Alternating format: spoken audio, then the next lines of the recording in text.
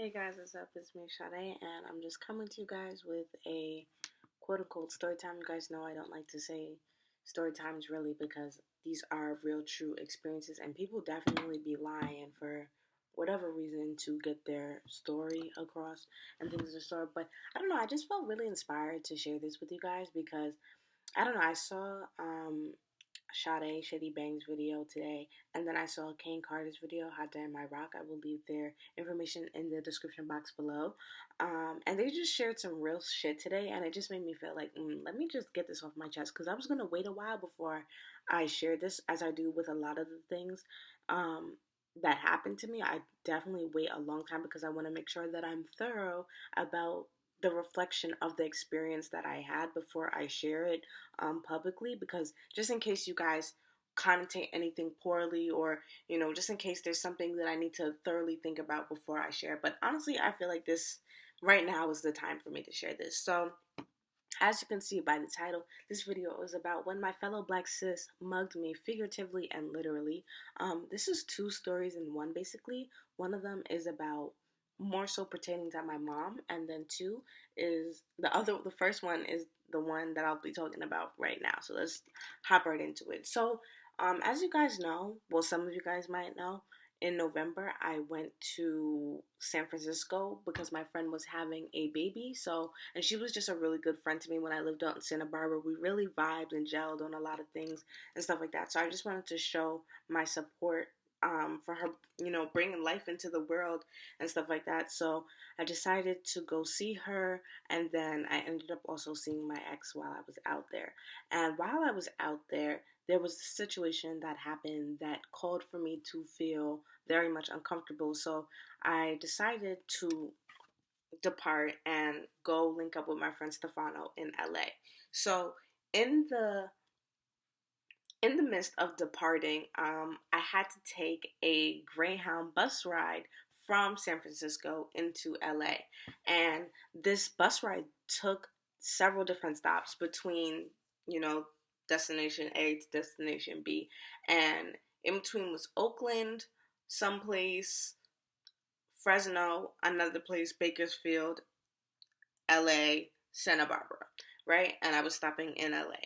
So when I got to the bus station, I was even lucky enough to catch the bus that I was on. And it was because of the state that I was particularly in that I was able to even get on an earlier bus. And let me just say, I mean, I know this man will never see this video, but thank you to that man who saw how distressed I was and, got me on the first bus right to LA. He doesn't even know how much that meant to me in that moment, because I'm definitely not a person to ask for something like that, especially when I really need help. Like, it takes a lot for me to ask for something. So when someone can just see something just energetically and just deliver because of the decency in their heart, it just really means a lot to me.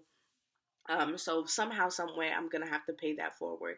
But anyways, so okay, so when I got on that bus, the bus driver told all the passengers that when the bus arrived in Oakland, we would have to get off that bus because that bus was going to go through maintenance and get on the other bus to continue on our destination. So when we get to Oakland, I we get off and I get on that bus. And the first person that I notice while I get on this bus is this black girl. She had a headscarf on, she had a lip ring, and she had these white like Apple headphones. She was the first person I noticed when I got on the bus, and it was just a mere glance. It wasn't anything that was intense or anything like that. But I do remember that her music was playing very loudly. So I make my way all the way to like maybe the third or fourth seat from the back of the bus, and I sit down and I relax and whatnot. So, and I end up sitting next to this girl. So, and of course we didn't have any conversation. It was really late at night, so I just ended up sitting next to her because the bus was pretty full. So at some point, either before or a little bit into the journey to our destination, the bus driver says on the speaker, anybody who's playing amongst other things, other bus rules, he says anybody who's playing music very loudly will cause for the bus to be stopped, and we're not going to go anywhere if you keep playing music loudly, talking to other passengers, but quite clearly he was being very passive aggressive and talking to this one girl. So me, I mean, of course I hear him over the loudspeaker. I don't think much of it because I'm so far away from the girl. I can't really hear her music, but I can hear like a remnant of it, and I know it must be disturbing to someone who is closer to her because she's literally playing the music so loud that it's like disturbing everyone. So I'm just thinking to myself like, like when people do stuff like that, like are just intentionally like destructive to a dynamic that is supposed to work to be inclusive and make sure that everyone feels comfortable as a priority, or as comfortable as they could be in a not so comfortable situation, you know, like riding a bus for hours to your destination. It just makes me think of like why that person is particularly defiant, or what is going on in their mind, like why they're doing the things that they're doing, you know, especially if they know that they're being a particular way. And then I think to myself, like, does this person even know that they're being this way, or are they just this unself-aware, you know? Like stuff like that makes me think that you must have like some sort of like mental ailment, that you just go out of your way to be defiant or to be like nasty, or you know, just I don't even know what the word is to describe these type of people. So anyways, I'm sorry if my mannerisms seem a little weird or a little off. I'm super super tired right now. I should have been in bed 2 hours ago. But anyways, so um all of that happens. Time continues. The bus takes a rest stop. At this rest stop, I believe the girl came back on the bus and saw that somebody took her seat. And you could hear her in, you know, in the front of the bus kind of scuffling a bit, but because I was all the way in the back, I didn't hear but so much. So she's like, somebody took my seat, da da da da da, blah blah blah blah. And I'm not gonna lie, sis was quite a bit ratchet, you know. But I'm here for my ratchet sis. I'm a ratcheta as well and stuff like that. But me, and I'm not gonna sit here and say there's a time and a place, because I feel like. I don't know how to explain it, but there are people who, when they come from a certain particular place, it's like a norm to be that particular way. So I don't take offense to someone being a particular way, especially if I can tell that it's a part of a norm that they grew up in. You understand what I'm saying? Like if someone is going out of their way to be a particular type of way, that is not constructive, or it's just bringing a lot of like chaos or drama to the situation, I'm gonna think to myself like, wow, you're fucking annoying. But if I can tell that you're literally just this type of person, it makes me think, it makes me normalize you more, if that makes sense. So I hear her scuffling in the beginning, in the front of the bus and stuff like that, as do all the other passengers, blah blah blah blah. And let me quickly add, her friend was sitting in the very back of the bus right next to the porta potties. So this is where the story kind of like picks up and gets interesting. So she basically lost her seat to whoever it is that decided to sit there. She's like putting on like a little like drama or whatever, and the bus driver of course is not enthused to help her get her seat. He's like, oh well, you snooze you lose, because she was not compliant with the rules of turning down your music so that your fellow neighbor can have an enjoyable or a decent ride, you know, back to wherever they're going. So she ends up having to sit all the way in the back right next to the porta potty. Mind you, when I tell you she got back there and all she did was complain, oh, I don't want to sit next to this thing, porta potty, da da da da da. Like, and me, I'm not even projecting what her mannerisms were, because I feel like it would be, um, I don't like to mock people. I don't think that that is appropriate, but she was, at some point I'm going to do a mocking version, because I need you guys to see what my fellow sis did. But anyways, she's like, oh, I don't want to sit next to the porta potty. The porta potty is mad stank, da da da da da blah. So her friend is not really saying much. I could tell her friend was a little more like, not calm, but just more chill. Like this girl, she was more like, you know, just a lot, just doing a lot. So ever since I've had my sis issue, when I ride in like certain elevations, or just even when I'm in a certain place for a particular amount of time, I have to pee very consistently. Like in maybe like five, like I know my flight time is always like 5 hours when I fly from Cali to New York, and usually on my flight I have to take at least 3 or 4 pees. And when I was on this bus, I had to pee like I think 3 different times. So the first time that I went to go pee, while she was sitting right there, she was sitting right next to the porta potty. Tell me why when I walked out, she was like, I swear to God, she was like, that bathroom stank. That bathroom is mad stank. Like going crazy, like literally being so loud and just kept saying like, that bathroom stank. That bathroom freaking stank. And then she was like, stank, stank. I swear to God. I swear to God. So I'm like, okay. So maybe like an hour or so later, mind you, she was up the whole bus ride. And this bus ride went from the middle of the night until the early morning, like maybe 12 at night until like 4 a.m. So around like maybe 2 a.m., I had to go pee again. So I went to go pee and she started making remarks again. So I didn't say anything because naturally, of course, she was talking to me. She was like again saying, "Ooh, that bathroom stank." All this like she was basically being a bird head. I don't know if you guys know what a bird head is, but a bird head is when you just do unnecessary shit to provoke somebody, But usually a bird head is basically like a bully, but I don't think of a bird head as so much as a bully for this reason, for the fact that like they're the type of people who they will say something, but when you say something back to them, they'll just be like, "What?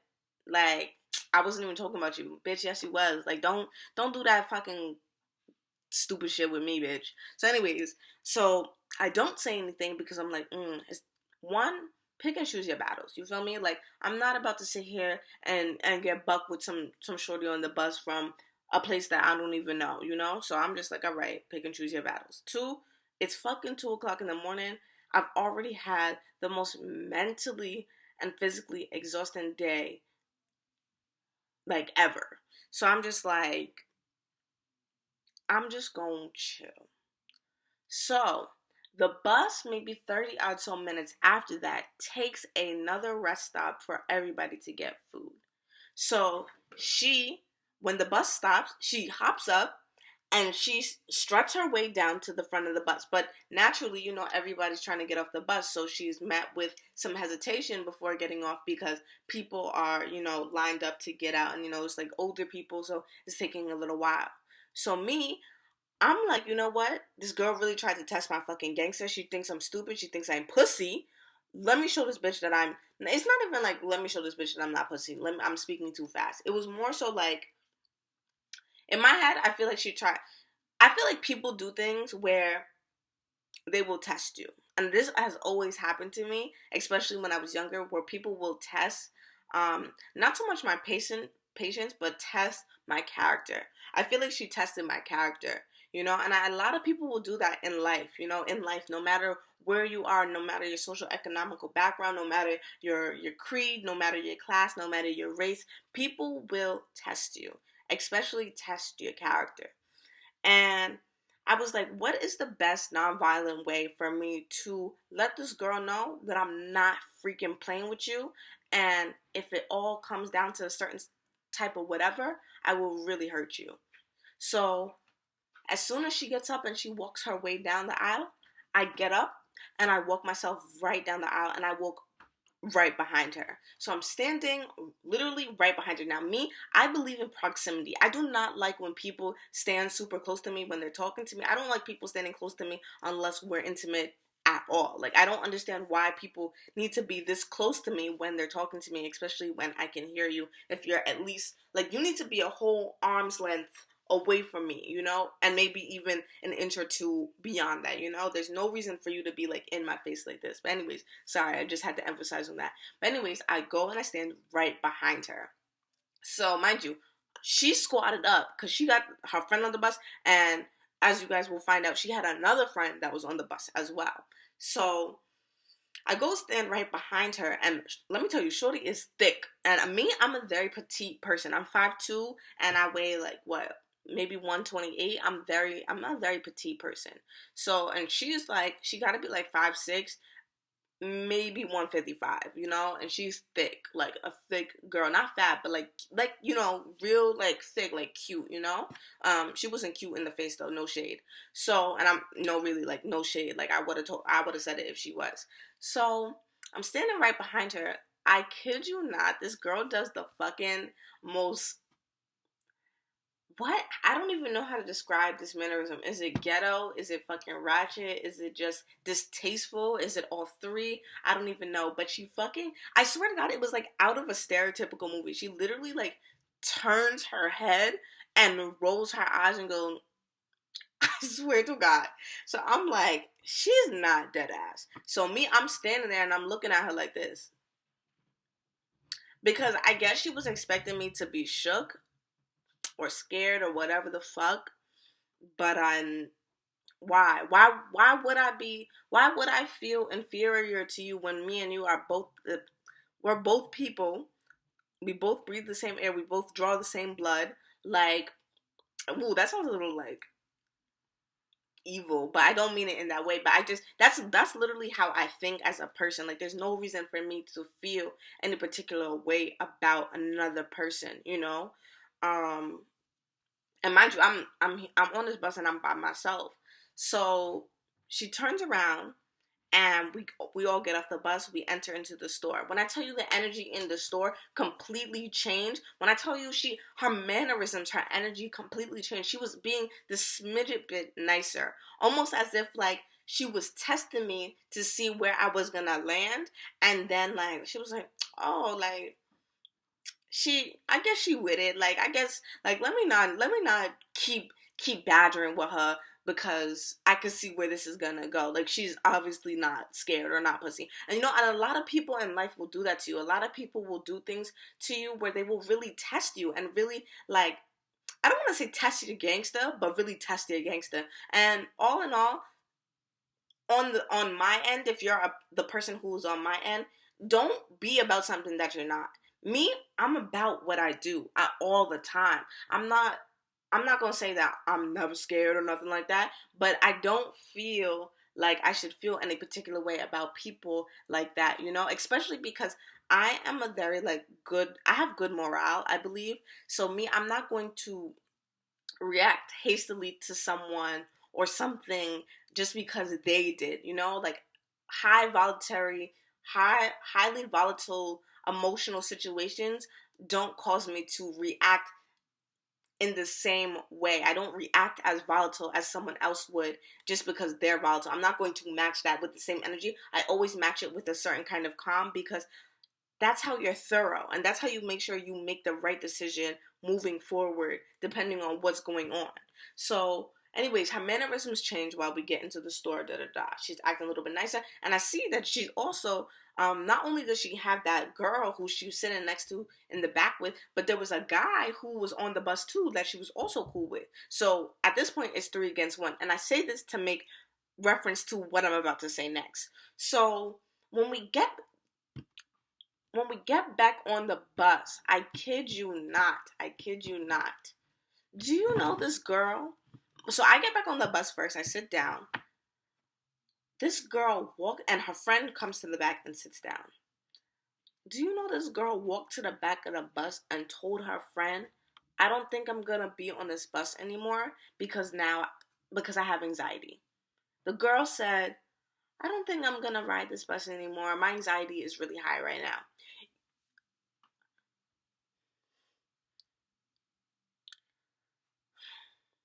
How all of a sudden your anxiety is high when you was just doing all these different things to be a pest, really? Now all of a sudden your anxiety is high. Ain't nothing else happened to you. You was sitting back there that whole time. But after I rolled up on you and you saw that I wasn't scared, now your anxiety is high. Wow. And I'm not gonna sit here and invalidate the fact that that girl might have had anxiety. I'm not gonna invalidate that. But it just made me think like, it's so crazy that people, like just regular people, like people in this world will really do things like test you or try you. And then when you step up and really like you're just not scared and you're just a free human being and you don't feel confined by someone else trying to box you in with their mannerisms or their energy, they'll fucking back down. And not only will they back down, they'll take like a whole fucking step down from the place that they were in.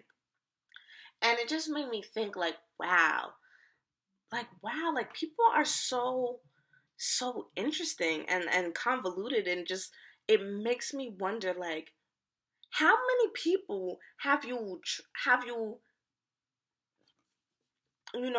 mouthed off to, or how many people have you know tested, and they were afraid to not, like, speak up for themselves, or not do something to retaliate in a way that was best fitting for the situation. And when I say best fitting for the situation, it could mean self-defense, it could mean speaking up, it could mean a, a variant of things. But it's just interesting that that was the situation. And it just made me think so introspectively about my life, and about how, that has been a testament of my life. And I felt triggered in that moment. Not in that moment, but reflecting on it, because I was just like, you know, when I was younger, I used to get bullied a lot. Like a lot, a lot, a lot. And I didn't know much about standing up for myself. I have a very um innately kind spirit, innately kind and nurturing spirit. I always see the good in people. Let me change it to past tense. I've always seen the good in people before I've seen the bad. And that's a very cliche thing to say, because a lot of people say that, but I mean that very earnestly. I usually am able to see behind why people, I'm always able to understand intentionality behind people's actions, behind people's subconscious actions, and things of the sort.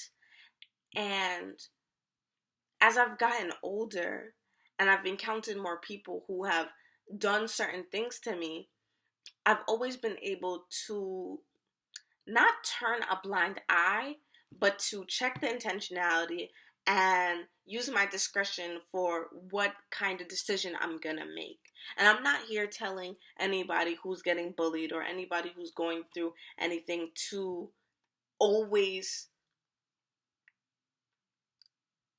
react, but I will say react if it is necessary, and react in good morale. React constructively and not destructively. Because you don't want things in your life to go by, and remember all the times that you didn't speak up for yourself, or you didn't, live in your full dynamic by lessening yourself in the opposition of someone who tried you, you know? And the thing about life is that we live in a world where you are going to get tried in many different ways by many different people in many different situations. What you are intended to do is to make a decision for yourself by using your discretion, by using your good morale, by using your heart. What should I do? Because I could have easily smacked the shit out of that girl. I could have easily got bucked with that girl. I could have easily gotten beaten up. I could have easily gotten killed, because it would have been 3 against 1. Or even if it was just 1 against 1. I never could have known what would have happened. But my point is that sometimes it's about just I don't even know how to express it, like, because I know in some places, like, the speaking up is what gets people beat up. I know in some places that speaking up for yourself is what gets people even more bullied, or even killed. But sometimes a lot of people aren't about what they say they are, you know? And where you get the confidence from to be about what you are is checking your mental, getting a grip on your mental, and checking your intentions, checking where your heart is at, checking where your morale is at, your principles, and governing from there if you are making the right decisions. I hope that this story made sense. I know it seemed kind of funny because the way that I kind of expressed it via the title and stuff like that. But it's just interesting how, and another just quick point I want to add, my fellow black cis, you, like, we are on the same team, you know? And I almost forgot about this very important intersectional part of it. We are on the same team. How could you, why would you be so hostile and volatile towards me? If anything were to happen, we're supposed to be on the same side, and I'm still gonna think that way. I'm still going to think that way. This is not going to be a smear on, you know, how I feel about black women. You know, because I've been mugged by my fellow black sis many times, but it's never a smear on it. It's just an introspective thought of, why are you like that? That's you know what, that's like my daily thought when I come across very interesting beings who do things that are not to the betterment of themselves or just the society at large. I think of, why are you like that? And then on a very vague spectrum, I think to myself that you must be projecting some kind of inner turmoil. You have to be. And the reason I've always understood that, and I've always could could conceptualize that, is because my mom is that person. She's always very projectile, always very nasty, unnecessarily, to the point where I have to continually check her and say, yo, I am not the one. You need to relax because your energy is here and it doesn't have to be. And that's how I feel about these interesting beings that I come across. Your energy is here and it doesn't have to be. If you took time to be introspective and reflective, you wouldn't even be like that. You would find things to be upset about, but you wouldn't projectilely vomit it on everybody else and ruin everybody else's fucking day. Ooh, that was a lot. I'm not even gonna do my other story time because this was already a lot. Hopefully you guys understand where I'm coming from. Hopefully this isn't too like heavy and just like not melancholic. What's the word? I don't even know what the word would be right now. Anyways, I love you guys. Um, thanks for watching. Bye.